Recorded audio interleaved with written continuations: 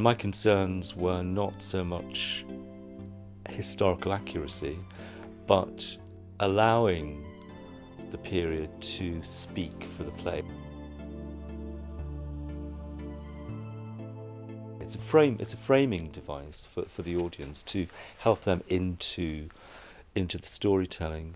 I think it's important to say that although this is a piece of theatre that's very firmly set in a period, it is the theatre, it's not TV, it's not Cranford, for instance, which was historically accurate to the very, very last detail, and beautiful because of that, but this is a piece of theatre which has a different kind of life. Tony and I decided that maybe these clothes should be broken down. Breaking down, if you don't know what breaking down means they're kind of very worn and ragged. We're making the two main characters, Amelia and Becky, and they're being made beautifully and properly and correctly in terms of their period, and then we are going to sort of destroy them.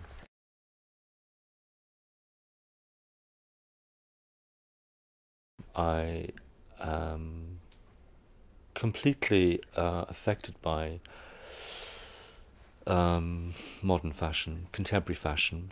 Italian Vogue is hugely influential to me, and not just for costumes. Because it's a magazine that follows all kinds of strange directions. But yes, I find contemporary fashion very influential. This is a piece of theatre that was written in the 80s about a book, an adaptation of a book that was written in the 18th century, early 19th century.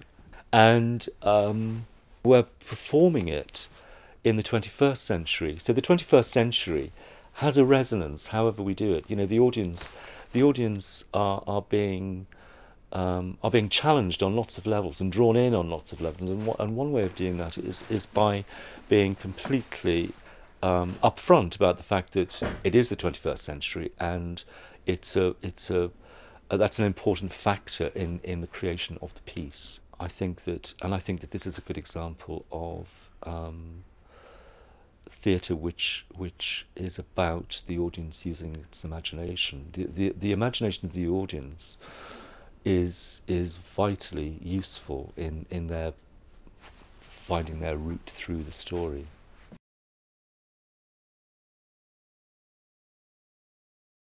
It would be a huge challenge if it was the kind of play where we were doing, where characters had complete changes. It's impossible, and it's not that kind of a piece. It's some of the actors are changing character rapidly. You know, they're literally changing characters within sentences.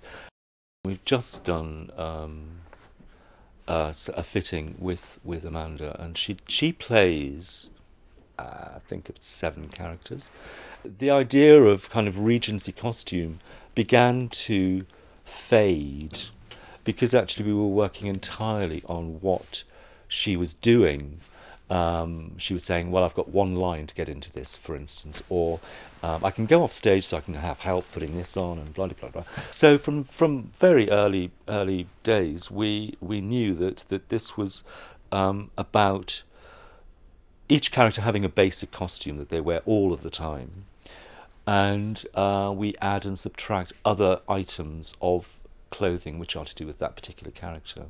It's about little details that can be added that will say, this is Mrs. Raggles, or things are being pulled back and reduced. It's not just a kind of mayhem of people continually changing hats or waistcoats, or so now that we've been through that process, we're pulling back on some of the costumes so that it's not so busy.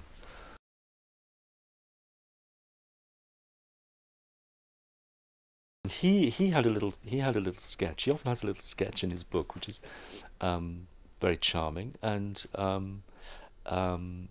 so I looked at that, and so that was kind of in my head, and um, he was trying to think of his needs for this piece and what might be a useful way forward for him.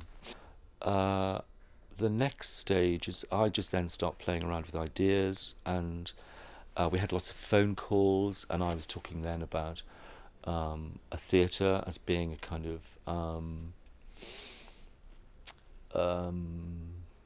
neutral background.